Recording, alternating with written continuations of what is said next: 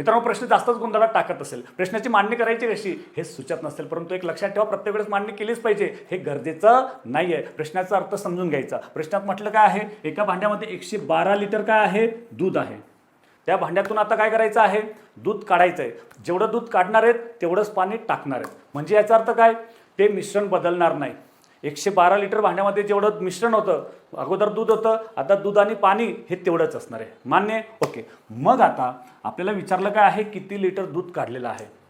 मग किती लिटर दूध काढलं हे माहिती नाही, परंतु पाणी आता त्याच्यामध्ये जेवढं आहे तेवढं दूध काढलेलं असणार हे देखील मान्य करावं लागेल. मग आपण आता हे शोधलं पाहिजे की आता त्या मिश्रणामध्ये पाणी किती आहे. ते शोधू शकतो का? सहज शोधू शकतो. का? कारण त्यांचं प्रमाण दिलेलं आहे. काय म्हटलंय, आता त्या मिश्रणामध्ये 13:3 आता दूध आणि पाणी असणार आहे. म्हणजे 13 लिटर दुधामागे 3 लिटर पाणी असणार आहे. मग सरळपणे काय करायचं, 112ला 13 आणि 3 झाले किती, 16. 16ने भाग देऊन टाकायचा. 112ला 16ने भागलं म्हणजे काय, 16 7 112. 7 पट आहे, म्हणून 7 प्रमाण कोणाचं आता, 3चं.